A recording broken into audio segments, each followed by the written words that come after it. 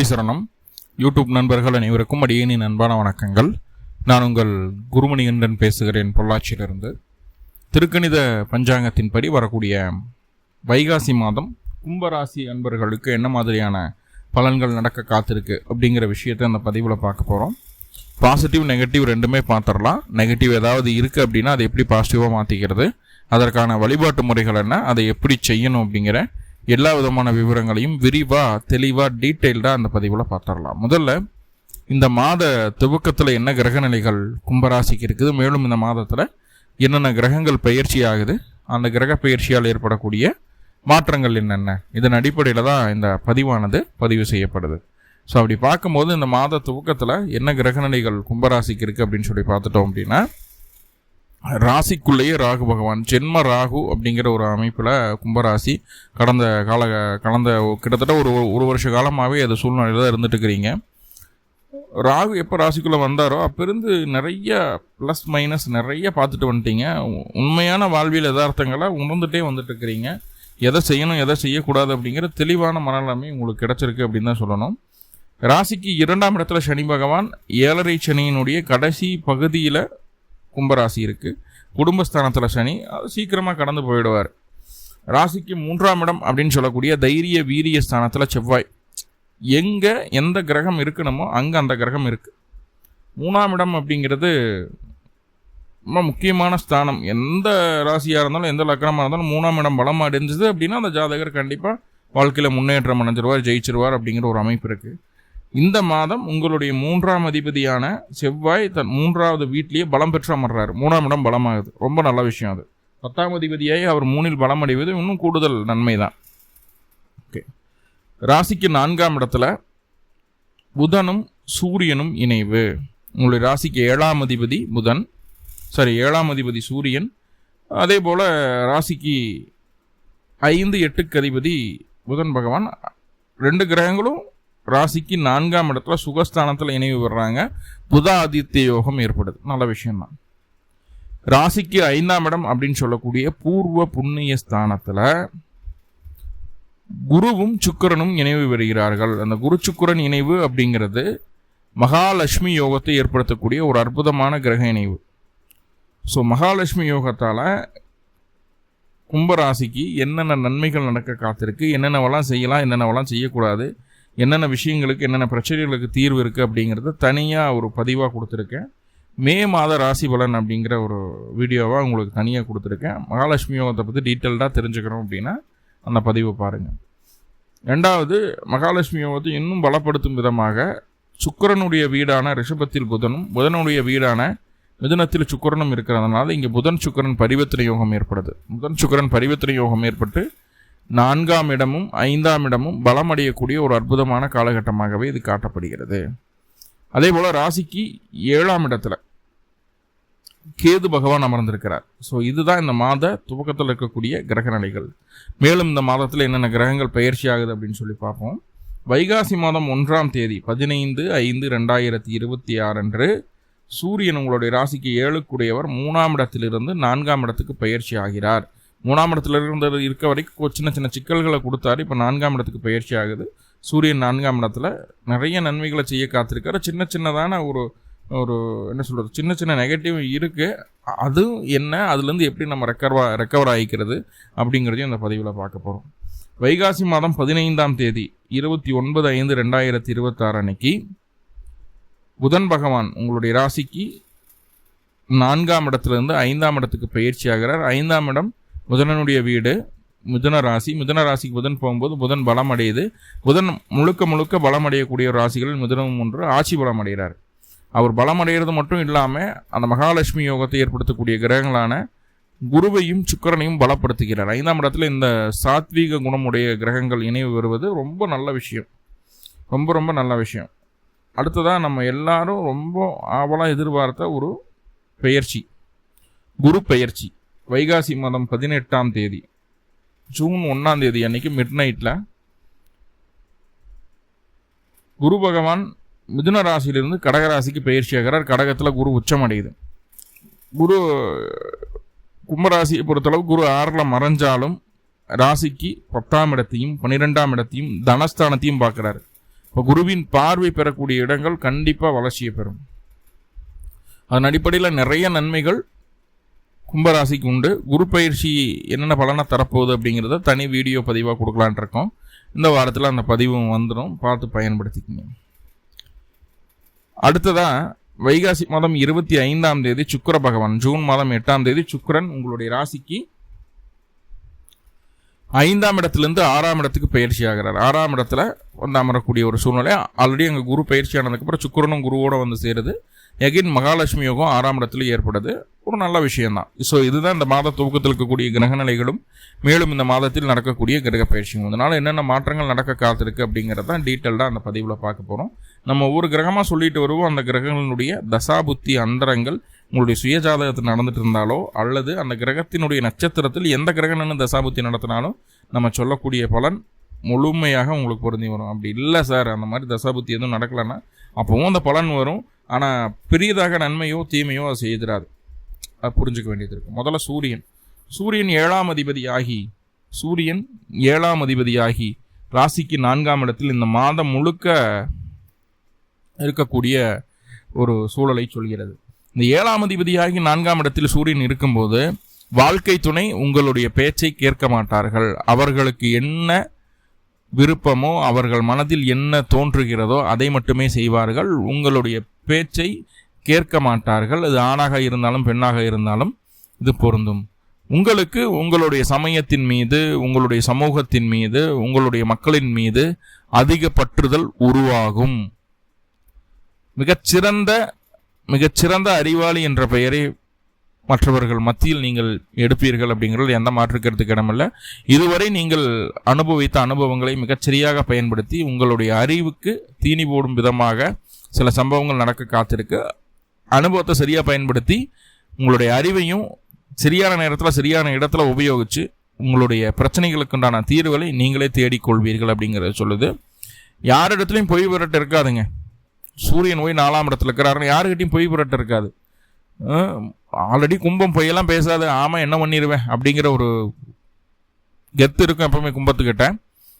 ஆமாய்யா என்ன பண்ணுவேன் அப்படின்னு பேசக்கூடிய ராசி தான். அதாவது சனி பகவான் மூலத்திரிகோணம் அடையக்கூடிய ராசி. அப்படிங்கும்போது இங்கே நாய தர்மத்துக்கு கட்டுப்படுத்த எல்லா விஷயத்தையும் செய்யும். ஜீவகாருண்யம் பார்க்கும். நாய்க்கு, பூனைக்கு, பாம்புக்கு, பள்ளிக்கு கூட உயிர் இருக்குது, அது ஒரு ஜீவன் தான் அப்படின்னு அவங்களுக்கு ஜீவகாருண்யத்தை காட்டக்கூடிய ஒரு நல்ல மனநிலைமை கும்பத்துக்கு உண்டு. ரைட்? அதனால் இங்கே வந்து ஸ்ட்ரெயிட் ஃபார்வர்டாக இருப்பீங்க. மேக்ஸிமம் ஸ்ட்ரெயிட் ஃபார்வர்டான ராசி தான் கும்பம். ஸோ அங்கே உண்மையான ஒரு மனநிலைமையை மற்றவர்கள் மத்தியில் உங்கள்கிட்ட இருக்கிற உண்மையை மற்றவங்க புரிஞ்சுக்கிற மாதிரி செயல்படுவீங்க. அதுதான் சில நபர்களுக்கு மட்டும், கும்பராசிக்காரங்களுக்கு இந்த காலகட்டம் பல்லு சம்மந்தமான பிரச்சனை அதிகமாக வரும். கொத்த பல்லெல்லாம் இருந்துன்னா ரொம்ப கவனமாக இருங்க. ஃபுட்டெல்லாம் சாப்பிடும்போது, ஸ்வீட் சாப்பிடும்போது, ஏதாவது எலும்புக்கு அடிக்கும் போதெல்லாம் போய் உள்ள போய் சிக்கிட்டு படாதபாடு படுத்திடும். கடைசியில் பல் எடுக்கிற மாதிரியான ஒரு சூழ்நிலைகள் கூட வந்துடும். பல்லு சம்மந்தமான பிரச்சனைகள் வருவது மிக மிக அதிகம் அப்படிங்கிறத மனசில் வச்சுக்கிட்டு அதுக்கு தகுந்த மாதிரி உணவு பழக்க வழக்கங்கள்லாம் மாற்றிக்கிங்க அப்படிங்கிறது சொல்லுது. குடும்பத்திலிருந்து வந்த பிரச்சனைகள் நீங்கும், குடும்பத்திலிருந்து வந்த ஒரு தொய்வு நீங்கும், குடும்பத்தின் பேரில் இருந்து வந்த கெட்ட பேர் நீங்கி குடும்ப கௌரவம் அதிகரிக்கிறதுக்கு உண்டான சூழலை இந்த சூரியன் ஏற்படுத்தி தந்துடுவார் அப்படிங்கிறத சொல்லுது. இப்போ 4ஆம் இடத்துல போய் சூரியன் அமர்ந்திருக்கிறார். 7ஆம் அதிபதியாக இருக்கும்போது இன்னும் நல்ல சில விஷயங்கள் உண்டு. என்னென்னா, சிம்பிளாக சொல்லப்போனால் உறவுகள் மீது அந்த அளவுக்கு பெரிய பற்றுதல் இருக்காது. சமயத்தின் மீது இருக்கும், சமூகத்தின் மீது இருக்கும், இதெல்லாம் ஓகே. ஆனால் சொந்த பந்தம், ரொம்ப நெருங்கிய உறவுகள் மீது பெரிய அட்டாச்மெண்ட்டை அந்த சூரியன் கொடுக்க மாட்டார். நாளில் போய் உட்காந்துட்டார்னா கொடுக்க மாட்டார். எல்லாமே நம்மளுக்கு எகெயின்ஸ்டாக நடந்துக்கிறாங்களோ, நம்மளுக்கு ஃபேவராக யாருமே அந்த விஷயத்தையும் செய்ய பிடிக்கிறோம் அப்படிங்கிற ஒரு குழப்பம் மனசுக்குள்ளே வரும். அதனால் உறவுகள் மீது பெரிய ஒரு அட்டாச்மெண்ட் இந்த மாதம் இருக்காது. அதே போல் கும்பராசியாக இருக்கிறீங்க, உங்கள் குடும்பத்தில் யாராவது கும்பத்தில் பிறந்த நபர்கள் யாராவது இருக்காங்க, அவங்களுக்கு வயசு ஒரு 18-20 வயசுக்குள்ளே இருக்குது அப்படிங்கிற பட்சத்தில் அவர்களுடைய தாய் தந்தையருக்கு சற்று உடல்நல தொந்தரவுகள் அதிகம் வருவதற்கு வாய்ப்புகளை சொல்கிறது. அவர்களுடைய தாய் தந்தையர்கள் வெளியூர், வெளிமாநில, வெளிநாட்டு பயணங்களை மேற்கொள்வது, நீண்ட தூர பயணங்களை தவிர்ப்பது நல்லது. ஒரு 50-60 கிலோமீட்டருக்கு மேலே ட்ராவல் பண்ணுறீங்க அப்படின்னா அது வேண்டாம் அப்படிங்கிற ஒரு சூழலை தான் சொல்லுது. நீண்ட தூர பயணங்களை தவிர்ப்பது நன்மை அப்படிங்கிறது எந்த மாற்றமும் இல்லை. பயணங்கள் வேண்டாம். அதாவது கும்பராசியினுடைய தாய் தந்தையர் பயணிச்சாங்க அப்படின்னா ஏதாவது தொந்தரவுகளை கொடுக்கும் அப்படிங்கிறத சொல்லுது. ஓகே. ஸோ அப்போ என்ன ஆகுது அப்படின்னா, இந்த 4ஆம் இடத்து சூரியன் என்ன பண்ணுது அப்படின்னா, 7 குடையராய் 4ல் போய் உட்காரும்போது தாய் தந்தையரோடு சேர்ந்து இருக்கிறதுக்கு உண்டான ஒரு சூழ்நிலையை குறைச்சிருது. 4ல் சூரியன் இருந்தால், இயல்பாகவே 4ல் சூரியன் இருந்தால் அம்மா அப்பாவை விட்டு பிரிஞ்சு தாத்தா பாட்டிக்கிட்ட வளர்கிறதோ ஹாஸ்டலில் படிக்கிறதோ அந்த மாதிரி ஒரு சூழ்நிலை உருவாக்கும். இது கோச்சாரத்தில் 4ல் வந்து சூரியன் உட்காரதுனால என்ன ஆகுது அப்படின்னா, நம்ம சொந்த பந்தங்க வீட்டுக்கு போய் நம்மளை விட்டு போட்டு வந்துடுவாங்க, அப்பா அம்மா விட்டு போட்டு வந்துடுவாங்க. நம்ம அங்கே இருந்துக்கிற மாதிரி ஒரு 10 நாள் 15 நாள் அங்கே ஸ்பெண்ட் பண்ணுற மாதிரி அப்படின்ற மாதிரி இருக்கும். இல்லை நீங்கள் வேலைக்காக ஏதோ ஒரு தொழிலுக்காக பயணங்கள் மேற்கொள்ள வேண்டியது இருக்கும். அப்போ குடும்பத்தை விட்டு மனைவியை விட்டு தாயாரை விட்டு தந்தையை விட்டு குழந்தைகளை விட்டு சற்று பிரிந்திருக்க வேண்டிய ஒரு சூழ்நிலை இந்த காலகட்டம் வர்றதுக்கு வாய்ப்புகளை சொல்கிறது. அதே போல் சார் யாரெல்லாம் வந்து வெளிநாடு போகணும், வெளிமாநிலம் போகணும், அதுக்கான முயற்சிகள் எடுத்துகிட்டு இருக்கீங்க, எனக்கு இன்னும் சக்ஸஸ்ஃபுல்லாக அது நடந்தே ஆகலை, நிறைய முயற்சி பண்ணிட்டோம் நடக்கலை அப்படின்னு நினைச்சிருந்தீங்கன்னா இந்த காலகட்டம் அதுக்கான முயற்சிகளை செய்யுங்க. கண்டிப்பாக வெளிநாடு வெளிமாநில வாய்ப்புகள் உங்களுக்கு கிடைக்கும். தொழில் ரீதியாக அதிக பிரயாணங்களை மேற்கொள்ள வேண்டிய ஒரு சூழ்நிலையை இந்த காலகட்டம் சொல்கிறது. அதே போல் வந்து நிறைய நன்மைகளை செய்வீங்க, முடியாதவங்களுக்கு ஹெல்ப் பண்ணுவீங்க, ஜீவகாருண்யம் பார்ப்பீங்க, எல்லாம் ஓகே தான். ஆனால் 4ஆம் இடத்துல சூரியன் இருக்கும்போது நான் அப்படி பண்ணேன் இப்படி பண்ணேன் அது இதுன்னு நம்மளுடைய பெருமைகளை மற்றவர்கள் முன்னாடி போட்டு ஆத்திடுவோம். தற்பெருமை பிடிச்ச நபர் அப்படின்ற ஒரு பெயரை நம்மளுக்கு கொடுத்துரும் இந்த 4ஆம் இடத்துக்கு சூரியன். செய்யறத செய்யுங்க, சொல்லி காட்டாதீங்க, வெளிப்படுத்தாதீங்க அப்படிங்கிறது என்னோட ரெக்வஸ்டாக இருக்குது இந்த காலகட்டம். ரைட், புரிஞ்சுக்கோங்க. இல்லைன்னா நம்மளை என்னதான் பண்ணாலும் தற்பெருமை பேசுகிறானப்பா, அந்த பெருமைக்காகவே செஞ்சுருப்பான் அப்படின்ற மாதிரி நம்மளுக்கு ஒரு பேர் வந்துடும். ரைட். ஸோ அதில் கொஞ்சம் கவனம் வேணும் அப்படிங்கிறத சொல்லுது. அதே போல் பொருளாதார ரீதியாக முன்னேற்றம் அடைவதற்காக இன்வெஸ்ட்மெண்ட் பண்ணுறதுக்கு நிறைய விஷயங்களை சூஸ் பண்ணுவீங்க. ஒரு நிலத்தின் மேலேயோ ஒரு வீட்டின் மேலேயோ ஒரு நகையின் மேலேயோ ஒரு இன்வெஸ்ட்மெண்ட் பண்ணலாம் அப்படிங்கிற ஒரு ஆர்வம் அதிகரிக்கும். விவசாயத்தில் ரொம்ப ரொம்ப ஆர்வம் இருக்கும். விவசாய பூமியெல்லாம் வாங்கணும், பிடிக்கணும், விவசாயம் பண்ணணுன்ற எண்ணம் இருக்கும். ஆர்கானிக்காக விவசாயம் பண்ணணும் அப்படிங்கிற எண்ணம் இருக்கும். அதே போல் தாயாரனுடைய ஆதிக்கம் அடிக்கக்கூடிய ஒரு காலகட்டமாக அது இருக்குது. தாயாரனுடைய ஆதிக்கம் அதிகரிக்கும். தாயார் சொல்படி உங்களுடைய குடும்ப உறுப்பினர்களும் நீங்களும் கேட்டு நடக்க வேண்டிய ஒரு சூழ்நிலை உண்டாகும். அதனாலே உறவுகிட்ட வெறுப்பை தெளிப்பீங்க. ஓகே. உங்களுக்கு 14 வயசுலேருந்து ஒரு 32 வயசுக்குள்ளே இருக்கிறீங்க, ஒரு 30-31 வயசுக்குள்ளே இருக்கீங்க, 14 to 30-31 அந்த ரேஞ்சில் இருக்கீங்க அப்படின்னா குடும்பத்துக்குள்ளே நல்லா புரிஞ்சுக்குங்க, குடும்பத்துக்குள்ளே தேவையில்லாத கருத்து வேறுபாடுகளும் தகராறுகளும் கைகலப்பு வாய் தகராறு வருவதற்கு அதிகப்படியான வாய்ப்புகள் உண்டு. முக்கியமாக உறவினர்கள்னால தான் அந்த தகராறுகள் வர்றதுக்கு வாய்ப்புகள் உண்டு. ஸோ ரொம்ப ரொம்ப கேர்ஃபுல்லாக இருங்க. இந்த ஏஜ் குரூப் அந்த 14-15 வயசுலேருந்து 30-35 வயசுக்குள்ளே இருக்கிறீங்க அப்படின்னா குடும்பத்துக்குள்ளே வாய் தகராறு வர்றதுக்கு வாய்ப்பு உண்டு. ரொம்ப கவனமாக இருங்க. அதில் நம்ம சிக்கிராமல் பார்த்துக்குங்க. ஓகே சார், நான் 35+ சார் அப்படின்னா நம்ம அடுத்ததை அச்சீவ் பண்ணுறதுக்கு என்ன வேலையை அதை செஞ்சுருவோம். ஃபேமஸ் ஆகிடுவோன்னு வைங்களேன், அடுத்த டெவலப்மெண்ட்டை நோக்கி நம்ம பயணம் இருக்கும். சீராக சிறப்பாக செம்மையாக இருக்கும். கண்டிப்பாக அதை செய்யிடுவோம். அடுத்த நெக்ஸ்ட்டு லெவல் அச்சீவ்மெண்ட்டை நம்ம பண்ணிடுவோம். அதில் எந்த மாற்றமும் இல்லை. ஓகே. ஸோ இதெல்லாமே நல்ல விஷயந்தான். 4ஆம் இடத்துல போய் சூரியன் உட்கார்றதுனால உங்களுடைய வாழ்க்கை துணையும் உங்களுடைய தாயாரும் கைகுலுக்கிக் கொள்வார்கள். 2 பேர்த்துக்குள்ள இருக்கக்கூடிய கருத்து வேற்றுமைகள் எல்லாம் சரியாயிடும். அவங்க 2 பேர்த்துக்குள்ள நல்லா அந்யோன்யம் இருக்கும், நல்ல பாண்டிங் ஆகிடுவாங்க, நல்ல புரிதல் இருக்கும். அப்போது உங்களுடைய வாழ்க்கை துணை உங்களை கேர் பண்ணிக்க மாட்டாங்க. அதுதான் இங்கே முக்கியமான விஷயம். வாழ்க்கை துணை உங்களை சரியாக கேர் பண்ணிக்க மாட்டாங்க. ஆனால் உங்களுடைய தாயாருக்கு அதிக முக்கியத்துவம் கொடுப்பாங்க. தாயாருக்கு அதிக முக்கியத்துவம் கொடுத்தா பரவாயில்ல, நம்ம அம்மாவை தான் நம்ம ஒய்ஃபு பார்க்குறாங்க, நம்ம அம்மாவை தான் நம்ம ஹஸ்பண்ட் பார்க்குறாங்கன்னு ஒரு பெருந்தன்மையை எடுத்துகிட்டு போயிடலாம். ஆனால் இன்னும் கொஞ்சம் கீழே இறங்கி உங்களுக்கு மதிப்பு மரியாதை இருக்காது. வீட்டில் இருக்கக்கூடிய பெட் அனிமல்ஸ் இருக்கு இல்லையா, ஆணாக இருந்தாலும் பெண்ணாக இருந்தாலும் பெட் அனிமல் இருக்கு இல்லையா, அந்த பெட் அனிமலுக்கு அதிக முக்கியத்துவம் கொடுத்துருவாங்க. மாடுகன்று வளர்க்குற மாதிரி இருந்தால் மாடுகண்ணுக்கு, நாய் பூனைன்னா நாய் பூனைக்கு அதிக முக்கியத்துவம். நம்மளுக்கு அந்த முக்கியத்துவம் இருக்காது. வாழ்க்கை துணை அவங்களுக்கு நம்மளுக்கு எகென்ஸ்டாக இருப்பாங்க, அவங்களுக்கு ஃபேவராக இருப்பாங்க அப்படிங்கிறது சொல்லுது. சரி, அதுக்காக சரி பாவம் அது வாயில்லா ஜீவம் இருந்துட்டு போகுதுன்னு சொல்லி விட்டா, அதையும் தாண்டி எக்ஸ்ட்ரீமாக என்ன பண்ணோம்னா 2 வீலரு 4 வீலரு வீடு சொத்து இதுக்கு அதிக முக்கியத்துவம் கொடுக்க ஆரம்பிச்சிடும். நம்மளை கண்டுக்காது. வீட்டுக்கு தேவையானது வாங்க பிடிக்கும், எல்லாம் பண்ணும். நம்ம உடம்பு சரியில்லாமல் படுத்திருப்போம். இப்போ உடல் சூடு அதிகரிக்கும். உடல் வெப்பம் அதிகரிக்கிறதுனால காய்ச்சல் வரும், தலைவலி வரும், கண் சம்மந்தமான பாதிப்புகள் வரும். எல்லாம் இந்த மாதம் உங்களுக்கு வரும். துளாராசிக்கு கும்பராசிக்கு வரும். அதில் மாற்றம் இல்லை. அப்போது நம்மளை கண்ணு முன்னாடியே பார்த்துட்டு தான் போவாங்க. போயிட்டு வீட்டுக்கு தேவையானதெல்லாம் வாங்கிட்டு வருவாங்க. நம்மளுக்கு ஒரு காய்ச்சலுக்கோ தலைவலிக்கோ ஒரு மாத்திரை மருந்து வாங்கிட்டு வந்து கொடுக்க மாட்டாங்க. வீட்டுக்கு 30,000 ரூபாய்க்கு பொருள் வாங்கிட்டு வருவாங்க. ஆனால் அப்போது வீடு முக்கியம், தாயார் முக்கியம், அவங்களோட மாமியார் முக்கியம், அவங்களுக்கு பெட் அனிமல் முக்கியம், அவங்களுக்கு சொத்து பத்து முக்கியம், அவங்களுக்கு வாகனம் முக்கியம். வாகன பழுதெல்லாம் பார்ப்பாங்க, நம்மளை பழுது பார்க்க மாட்டாங்க. அப்படி இருக்கும். அதெல்லாம் முக்கியம். ஆனால் நம்ம முக்கியம் இல்லை. எல்லாம் நம்மளால தான் அவங்களுக்கு கிடச்சிது, ஆனால் ஏற்றுக்க மாட்டாங்க. ஸோ இதை தெளிவாக புரிஞ்சுக்கிட்டு உங்களுக்கு நீங்களே சமாதானப்படுத்திட்டு அடுத்த கட்டத்தை நோக்கி போயிடுங்க. இல்லைன்னா கணவன் மனைவிக்குள்ளே எகைன் சண்டை சச்சரவு வரும். ஆல்ரெடி நிறைய தொந்தரவுகள் இருக்குது. ஏன்னா ராகு ராசிக்குள்ளே 7ஆம் இடத்துல கேது. கணவன் மனைவிக்குள்ளே நிறைய பிரச்சனைகள் இருந்துட்டு தான் இருக்குது. எல்லாத்தையும் தாண்டி ஒரு அண்டர்ஸ்டாண்டிங்கில் தான் ஓடிட்டு இருக்குது, இல்லைன்னு சொல்லலை. மீண்டும் அது பெரிய பூதாகரமான குடும்ப தகராறாக மாறாமல் இருக்க வேண்டும் என்றால் நீங்கள் சற்று உங்களுடைய துணையை அனுசரித்து நகர்ந்து செல்ல வேண்டும் அப்படிங்கிறத புரிஞ்சுக்குங்க. ரைட்? அதே போல்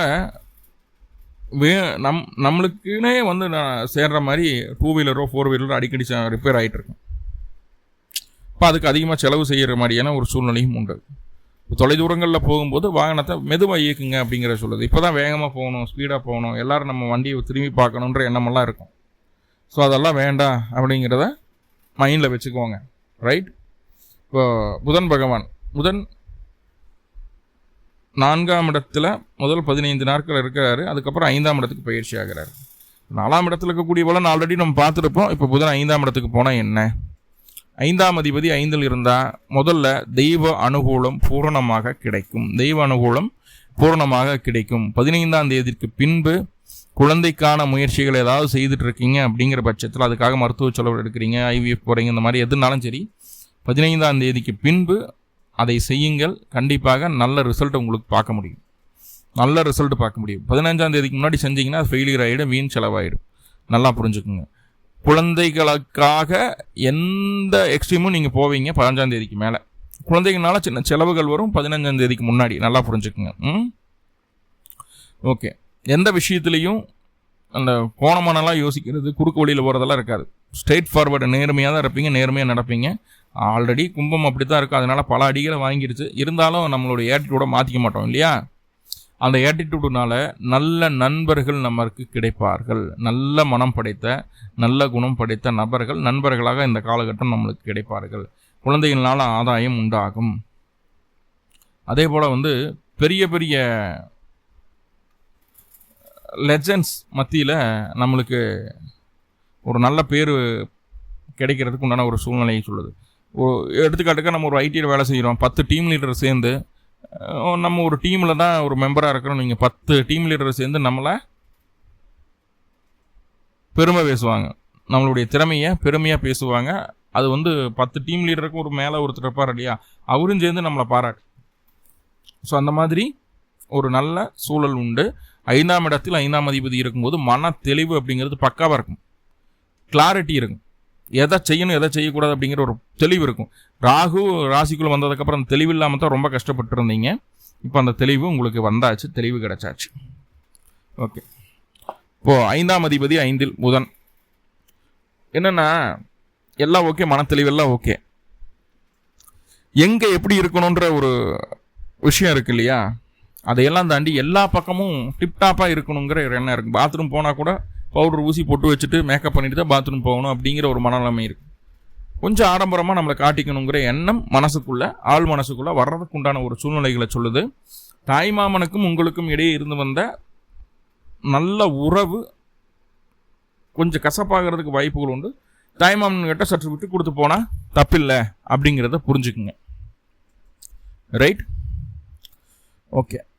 அதே போல் புதுசாக ஏதாவது கற்றுக்கிடணும், ஒரு எக்ஸ்ட்ரா கோர்சஸ் கற்றுக்கணும், சின்ன சின்ன ஒரு 6 மாதம் கோர்ஸோ 1 வருஷம் கோர்ஸோ படிக்கலான்ட்டு இருக்கிறேன், ஒரு நீச்சல் பழகலான்ட்டு இருக்கேன், இல்லை குழந்தைக்கு நீச்சல் பழக்கி விடலான்ட்டு இருக்கேன், அவங்கள மியூசிக் கிளாஸுக்கு சேர்த்து விடலான்ட்டு இருக்கேன், பரதத்துக்கு சேர்த்து விடலான்னு இருக்கேன், டான்ஸ் கிளாஸ் சேர்த்து, இந்த மாதிரி படிப்பை தாண்டி மற்ற ஏதாவது ஒரு கரிக்குலர் ஆக்டிவிட்டீஸை நம்ம கற்றுக்கிடணும் அப்படின்ற ஒரு மனநிலைமை மனசுக்குள்ளே வரும்.